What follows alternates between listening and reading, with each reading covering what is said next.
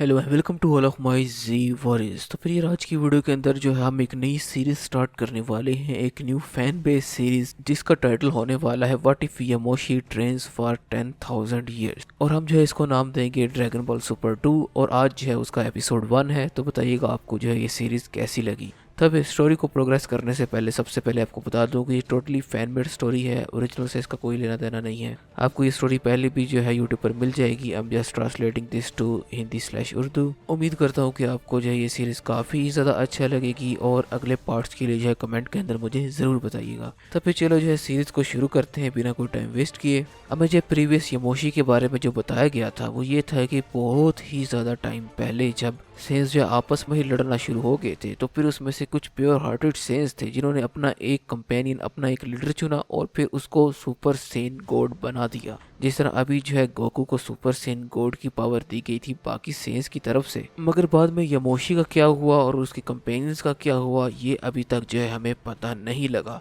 अभी तक सिर्फ हमें हो सकता है अंदाज़ा ही बल्कि लगा सकते हैं कि सिर्फ ऐसा ही हुआ हो कि हो सकता है अभी तक यामोशी मर गया, क्योंकि पता नहीं कितने हजार साल पहले की बात है। तो फिर चलो टाइम को थोड़ा जो है रिवर्स कर लेते हैं और चलते हैं 1000 साल पहले, जब जो है यामोशी सारे सेंस से फाइट करके फाइनली अब अपनी ओरिजिनल फॉर्म के अंदर आ चुका था। अब यामोशी ने सक्सेसफुली सेंस की फाइट तो रोक ली थी, मगर उसका दिल अब टोटली सेटिस्फाइड नहीं था इन बाकी सब सेंस के साथ रहने के लिए। वो कहता था कि मैं इन जैसा नहीं हूँ, मैं जो है इनसे टोटली डिफरेंट हूँ। यामोशी एक तरह से बाकी सेंस से डिसहार्ट हो चुका था और वो इतना डिसहार्ट हो चुका था कि वो उनके दरमियान रहना भी नहीं था चाहता। तो फिर हुआ यहाँ पे ये कि यामोशी ने फाइनली उस प्लेनेट को छोड़ दिया और फिर एक प्लेनेट से दूसरे प्लेनेट वो जो है ट्रेवल करने लगा। एज अ हर्मिट लाइफ गुजार रहा था, बिल्कुल जैसे मास्टर रोशी अर्थ पर गुजार रहे हैं। इस लाइफ के दौरान जो उसे काफ़ी ज़्यादा नए लोग मिले, काफ़ी ज़्यादा उसने एडवेंचर्स किए। अब क्योंकि उसके पास सुपर सेन गॉड की पावर थी तो उसको जो है इतनी कोई प्रॉब्लम नहीं थी यूनिवर्स के अंदर घूमने में। कोई भी जो है उसके लेवल का नहीं था, कोई भी जो है उसको जो सरपास नहीं कर पा रहा था। उसकी पावर जो है काफ़ी ही ज़्यादा थी। अब ट्रैवल करते करते जो है वो बहुत ही ज़्यादा एडवेंचरस काम किए उसने, बल्कि और भी ज़्यादा उसने पावर्स को अचीव किया। और फिर फाइनली वो जो है एक ऐसे बंदे के पास पहुंचा जिसका नाम था जूनो। अब जूनो जो है ड्रैगन बॉल का एक बहुत ही मिस्टीरियस करेक्टर है, एक ऐसा करेक्टर जो कि जिसको बल्कि हर एक चीज़ के बारे में पता है। यामोशी जो है आहिस्ता आहिस्ता जो है उसके बारे में इसको पता लगा। अब जो है वो जूनो के प्लेनेट पर पहुंच गया। जूनो के प्लेनेट पर पहुंचते ही सबसे पहले तो उसने देखा कि काफ़ी ज़्यादा लोग जो है जूनो से कोई ना कोई चीज़ जो है पूछने आ ही रहे होते हैं। उसने ये भी चीज़ नोट की कि जूनो को जो है सब कुछ पता है और जो भी लोग उससे पूछते हैं वो उसका 100% करेक्ट जवाब ही देता है। तो फिर अब बारी थी फाइनली यामोशी की भी जूनो से कुछ सवाल करने की। जैसे ही यामोशी जूनो के पास पहुंचा, मगर जूनो को जो है सबसे पहले जो है कुछ चाहिए होता है उन सवालों के बदले में। तो यामोशी ने सीधा जूनो से पूछा कि आखिर उसको चाहिए क्या। तो फिर जूनो ने उसे कहा कि मुझे जो तुम्हारे बालों में से कुछ बाल चाहिए। अब ये जो है काफ़ी ज़्यादा अजीब रिक्वेस्ट थी यामोशी के लिए। उसे नहीं था पता कि आखिर क्या चल रहा है और फिर ये आखिर मेरे बाल ही क्यों मांग रहा है। तो मगर यामोशी को इस बारे में कोई टेंशन नहीं थी, तो उसने कहा चलो ठीक है, मेरा क्या जाता है, एक दो बाल ही तो हैं। इसके बाद जो है यामोशी ने अपने सवाल करना शुरू किए जूनो से। जितने ज़्यादा सवाल होंगे उतने ही ज़्यादा उसे अपने बाल देने पड़ेंगे। तो फिर फर्स्ट क्वेश्चन यामोशी का यहाँ पर ये था कि क्या उससे भी कोई स्ट्रॉन्ग है इस टाइम यूनिवर्स के अंदर, क्योंकि यामोशी जब यूनिवर्स 7 के अंदर काफ़ी जगहों पर ट्रैवल कर चुका था और उसे अपने जितना स्ट्रॉन्ग कोई भी बंदा अभी तक नहीं मिला। तो फिर जूनो ने उसका जवाब कुछ इस तरह दिया कि डेफिनेटली तुम्हारे से स्ट्रॉन्ग बहुत ही ज़्यादा लोग हैं इस यूनिवर्स के अंदर। यामोशी को इस बात पर काफ़ी ज़्यादा हैरानी हुई और जूनो के इस वर्ड्स को लेकर भी काफ़ी ज़्यादा थोड़ा इंट्रीग हुआ कि इस यूनिवर्स से तुम्हारा क्या मतलब है, क्या इस तरह के और भी यूनिवर्सेस हैं क्या। तो फिर जूनो ने बताया हाँ बिल्कुल, इस तरह के जो है 11 और यूनिवर्स हैं और टोटल मल्टीवर्स में इस टाइम 12 यूनिवर्सेस हैं।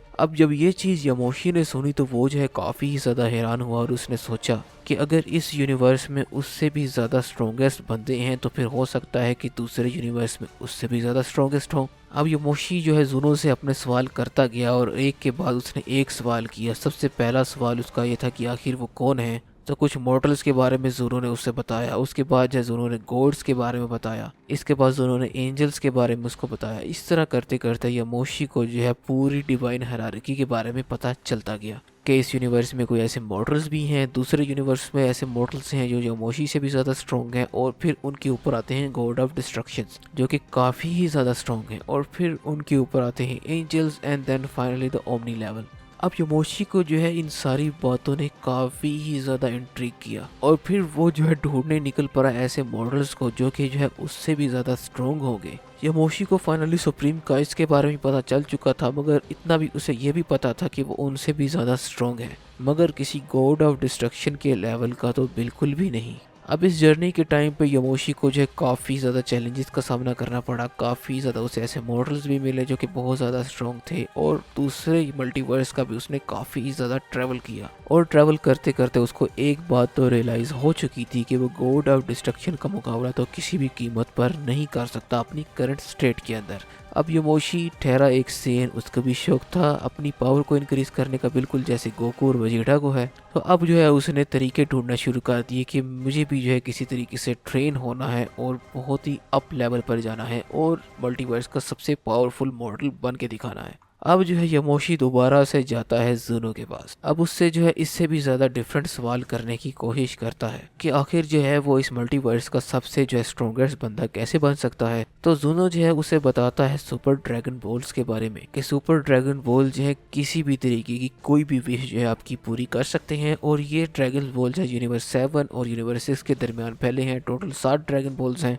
और एक स्पेशल फ्रेज बोलने से जो है इटरनल ड्रैगन आपके सामने आएगा और आपकी जो है कोई भी विश पूरी करेगा। बट यामोशी टेरा एक सेन, वो भी एक प्योर हार्टेड सेन, वो जो है चीट से तो बिल्कुल जो है अपनी पावर इंक्रीज नहीं करना चाहता। वो चाहता है कि मैं ट्रेनिंग करूं और बहुत ही ज़्यादा ट्रेनिंग करूं और अपनी मेहनत से ही जो है अपनी पावर को अचीव करूं। तो करते करते जो है यामोशी को ज़ूनो से काफ़ी ज़्यादा इन्फॉर्मेशन मिली। ज़ूनो जो है इस टाइम भरा पड़ा था यामोशी के जो है सवालों के जवाब दे दे के। तो फिर ज़ूनो ने आखिर जो है अपनी फाइनल डिमांड कर ही दी यामोशी से। अब पता नहीं ज़ूनो का इसके पीछे क्या मकसद था, मगर ज़ूनो कहता है यामोशी से कि फाइनली आखिरी कुछ सवालों का जवाब देने के लिए अब जो है कीमत जो है थोड़ी सी और लगेगी।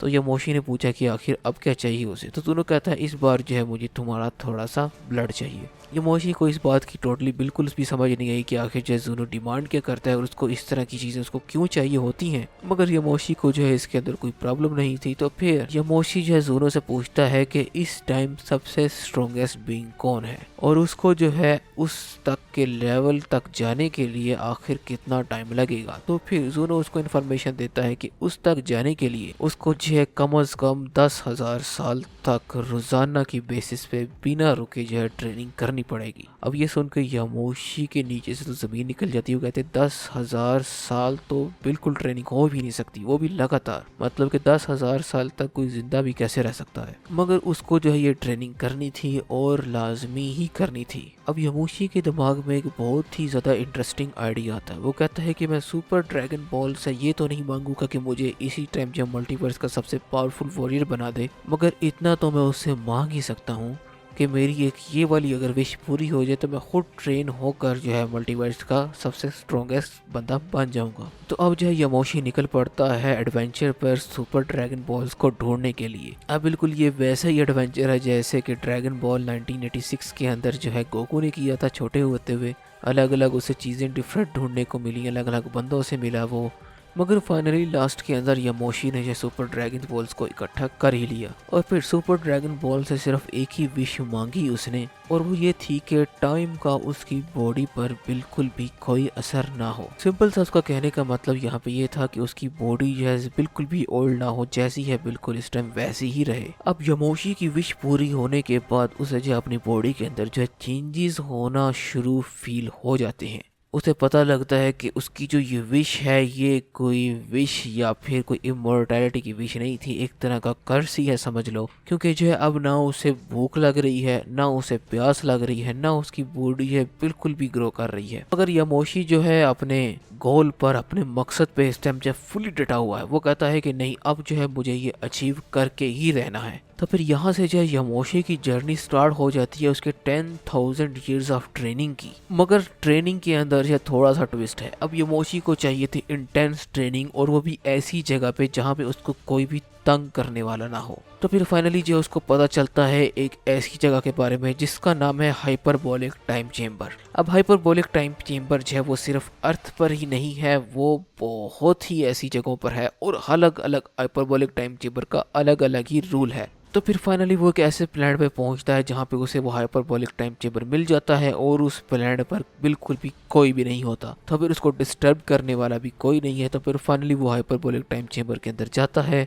जिस हाइपरबोलिक टाइम चेम्बर का जो है रूल ये है कि उसके अंदर गुजारे गए 10 साल जो है बाहर के 1 साल के बराबर होगा। अब अर्थ का हाइपरबोलिक टाइम चेम्बर इसे टोटली डिफरेंट है, वो ज्यादा टाइम देता है, मगर ये वाला बिल्कुल थोड़ा टाइम दे रहा है। तो हम लेट से अज्यूम करते हैं कि ये स्टोरी जो है इस टाइम गोकू और वेजिटा से 1000 साल पीछे की है। सो यामोशी जो है 1000 साल ट्रेनिंग करने वाला है हाइपरबोलिक टाइम चेम्बर के अंदर, जो कि 10,000 साल बनते हैं। अब उसकी बॉडी क्योंकि एज्ड बिल्कुल नहीं हो रही, उसको खाने पीने की जरूरत नहीं है, कुछ भी नहीं है, तो वो जो है फुल ट्रेनिंग कर सकता है। अब अपनी जो है इतनी ज़्यादा इंटेंस ट्रेनिंग शुरू करने से पहले वो फाइनल विजिट मारता है जूनो के पास। अब न जाने जूनो जो है कौन सा ऐसा मिस्टीरियस करैक्टर है, अब जो है उसकी डिमांड्स थोड़ी सी और अलग हैं। पता नहीं, बहुत ही मिस्टीरियस करैक्टर बनता चला जा रहा है जूनो, बिल्कुल जैसे ऐसे उसे पता था कि ये जो है वापस बंदा आने वाला है और अब जो है मैं इसे ये डिमांड करूँगा। और उसकी डिमांड्स भी जो है काफ़ी ज़्यादा अजीब होती चली जा रही है। मगर सबसे पहले वो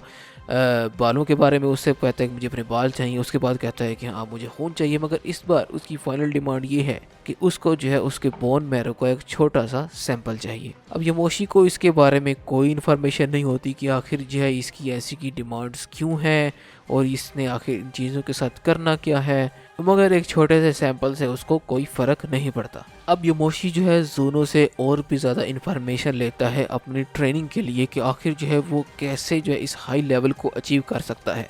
तो उसे जो है आहिस्ता आहिस्ता पता लगता है गॉड की के बारे में, अल्ट्रा इंस्टिंक्ट के बारे में, और फिर वो ये डिटरमाइन करता है कि ये वो वाली टेक्निक्स हैं जो कि उसे अप लेवल तक ले जा सकती हैं। अब गॉड की उसके पास पहले ही है, अब उसे चाहिए सिर्फ अल्ट्रा इंस्टिंक्ट, और उसे सबसे ज़्यादा स्ट्रॉन्गेस्ट बनने के लिए 10,000 साल तक जो है ट्रेनिंग करनी ही पड़ेगी। इसके अलावा उसके पास कोई चारा नहीं है, या तो प्योर लक है या तो वो कोई ऐसी फॉर्म इससे पहले पहले जल्दी में अचीव कर ले, या फिर उसको इतनी ट्रेनिंग की ज़रूरत है लाजमी।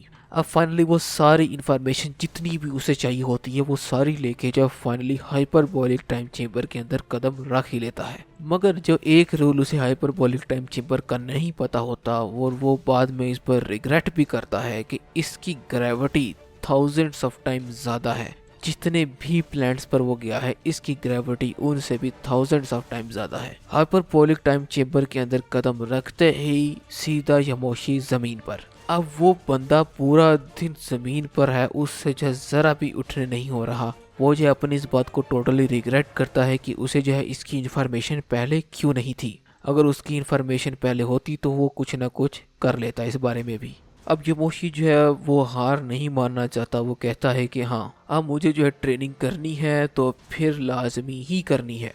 उसके इरादे, उसके गोल जो है इस टाइम डटे हुए हैं, वो इस टाइम मजबूत है बहुत ही ज़्यादा। अब क्योंकि हाइपरबोलिक टाइम चेम्बर के बारे में उसको नहीं पता था कि उसके साथ ऐसा हो जाएगा, तो फिर स्लोली स्लोली जो है वो प्रोग्रेस करने की कोशिश करता है। और उसकी प्रोग्रेस अभी इतनी स्लो है और हाइपरबोलिक टाइम चेम्बर की ग्रेविटी इतनी ज़्यादा है कि उसको उठते उठते ही 1 साल क्यों ना लग जाए, मगर उसकी जो है ट्रेनिंग लाजमी होनी ही चाहिए। अब ट्रेनिंग करते करते जो है उसको 10 साल गुजर जाते हैं। 10 साल फिर जाके वो हाइपरबोलिक टाइम चेम्बर की ग्रेविटी को थोड़ा थोड़ा जो है अपने ऊपर रेजिस्ट करने की कोशिश कर रहा होता है। और फिर फाइनली यहाँ पे जो है यामोशी की ट्रेनिंग स्टार्ट हो जाती है, और ट्रेनिंग करते करते वो जो है काफ़ी ज़्यादा लेवल्स को अचीव करता है। उसे पता लगता है कि सिंपल फॉर्म के अंदर भी वो सुपर फॉर्म के अंदर भी जा सकता है, और उसकी भी काफ़ी ज़्यादा स्टेजेस हैं। और अगर वो अपनी गॉड की को इन फॉर्म्स के साथ मिक्स कर दे तो एक डिफरेंट ही किस्म की लेवल्स को पहुँच सकता है वो।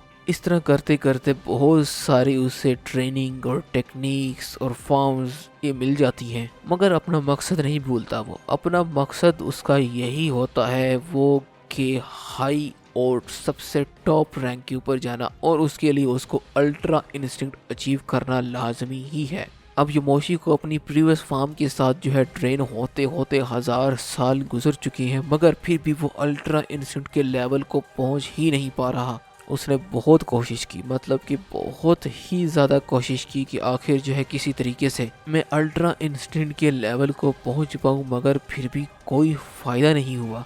क्योंकि अल्ट्रा इंस्टिंक्ट के लेवल तक पहुंचने के लिए उसे जो है एक अलग किस्म की ट्रेनिंग चाहिए। वो ट्रेनिंग जो है एक एंजल ही करवा सकता है, या फिर कोई ऐसा बंदा जिसको इसके बारे में नॉलेज हो। 1000 साल गुजरने के बाद फिर भी जब वो उस इंटेंस ट्रेनिंग के बाद भी जो एंजेलिक लेवल तक नहीं पहुंच पा रहा था, तो एक बारी में उसका जो है दिल थोड़ा सा डगमगाता है कि नहीं, कि शायद मैं गलत हूँ, शायद एक सेंस जो है वो इस लेवल तक पहुंच ही नहीं सकता। तो फिर फाइनली वो जो है थक हार के हाइपरबोलिक टाइम चेंबर से बाहर आ जाता है, और वो अब ये तलाश करना शुरू हो जाता है कि आखिर जो है मुझे वो ट्रेनिंग मिलेगी कहाँ से। अब हाइपरबोलिक टाइम चेंबर के अंदर जो उसे 1000 साल हो गुजर चुके होते हैं, और रियल वर्ल्ड के अंदर अभी सिर्फ 100 साल का अरसा ही गुजरा है, और पिछले 100 सालों के अंदर जो है बहुत ही ज़्यादा कुछ चेंजेस हो चुकी हैं। और फिर करते करते जो है वो एक बार अपने होम प्लैनेट को भी जो है लाजमी विजिट करना चाहता है कि आखिर देखो इस टाइम सेंस कर क्या रही हैं। तो वो जाके देखता है कि सेंस जो अपनी दोबारा से ईवल स्टेट के ऊपर आ गए हैं। लास्ट जो उसने पूरा एरा ख़त्म किया था ईवल सेंस का, तो वो जो है दोबारा से आ चुके हैं। तो वो कहता है कि सेंस, मुझे नहीं लगता कि ये ऐसा सुधरेंगे। अपनी छोटी सी पावर को लेकर ये इतने ही ज़्यादा प्राउड फील करना शुरू हो जाते हैं कि ये जो है फिर बाद में डिस्ट्रक्शंस की तरफ निकल पड़ते हैं। अब जो है यामोशी जो है उनसे टोटली डिसहार्ट हो जाता है। वो कहता है कि मुझे अब इनकी तरफ देखना भी नहीं, और यामोशी जो है दोबारा से अपनी जर्नी जो है शुरू कर देता है। मगर उसे जो है थोड़ा थोड़ा दिल में ये भी होता है कि शायद मैं जो है एंजेलिक लेवल को नहीं पहुंच सकता। तो फिर एडवेंचर के दौरान यामोशी को जो है एक ऐसा बंदा मिलता है जो कि एक फॉर्चून टेलर होता है, जो कि फ्यूचर देख सकता है। यामोशी जो है उसके बारे में पता करवाता है, और बिल्कुल वो उसकी प्रोडिक्शंस बिल्कुल 100% करेक्ट होती हैं।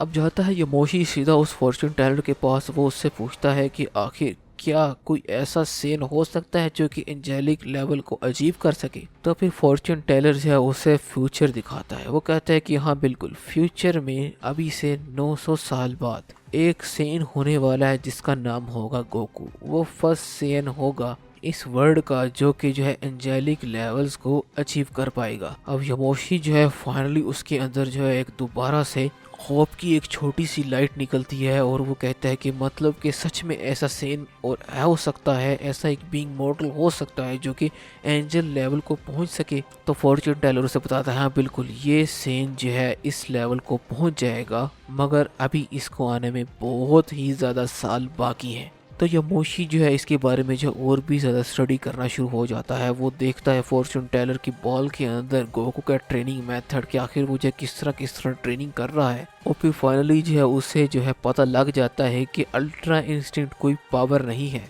वो सिंपल एक फॉर्म ऑफ बीइंग है, एक ऐसी स्टेट है। वो कोई ऐसी एग्जैक्ट पावर नहीं है जिसको वो अचीव करने की कोशिश कर रहा था। अब जो है उसको एक ऐसी स्टेट को अचीव करना है जहां पर उसकी बॉडी जो है खुद ब खुद मूव होना स्टार्ट हो जाएगी।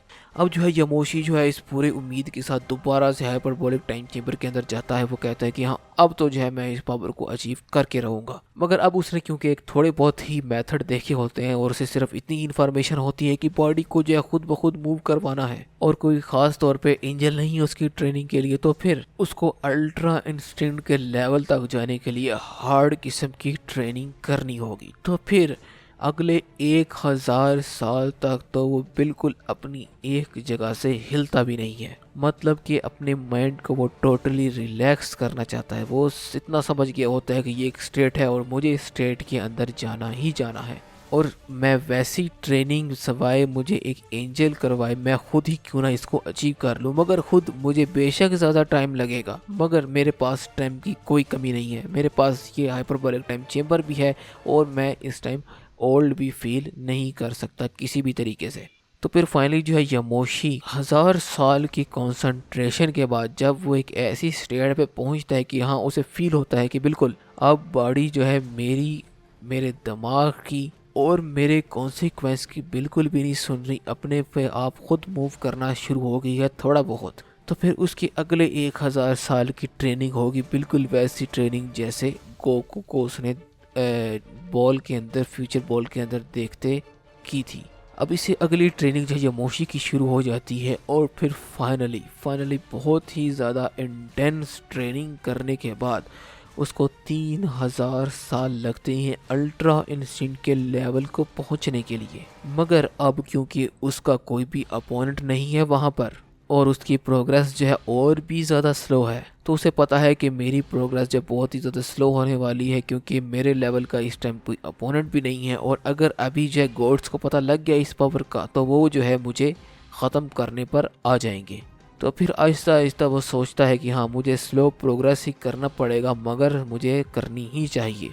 तो फिर अब जो है यामोशी निकल पड़ा है अपनी इससे भी ज़्यादा इंटेंस ट्रेनिंग के ऊपर। अब आहिस्ता आहिस्ता वो अल्ट्रा इंस्टेंट के लेवल्स को भी जो है समझना शुरू हो चुका है। उसे पता है कि अभी जो है ये एक फर्स्ट स्टेज ही है अल्ट्रा इंस्टेंट की, इसके बाद एक परफेक्ट अल्ट्रा इंस्टेंट, इसके बाद एक ट्रू अल्ट्रा इंस्टेंट, इसके बाद एक ऐसी स्टेट जहाँ पे उसको किसी और चीज़ की ज़रूरत नहीं होगी, बिल्कुल उसको सोचने तक की ज़रूरत नहीं होगी, और उसकी बॉडी के पास इतनी ज़्यादा पावर होगी कि वो जो है ऑफेंस भी कर सके अपना और डिफेंस भी कर सके। डिफेंस तो इस लिहाज से कि जो भी उसके सामने कोई चीज़ आएगी वो जो है उसको डिफ्लेक्ट कर सके, और ऑफेंस इस हिसाब से कि वो किसी भी पावरफुल से पावरफुल वॉरियर को जो है भी नीचे गिरा सके। अब यामोशी की जो है इतनी ज़्यादा इंटेंस ट्रेनिंग करते करते फाइनली उसको ट्रू अल्ट्रा इंस्टिंक्ट, जो कि एक एंजेलिक लेवल अल्ट्रा इंस्टिंक्ट है, उस लेवल तक पहुंचते हुए उसे 8000 साल लग जाते हैं।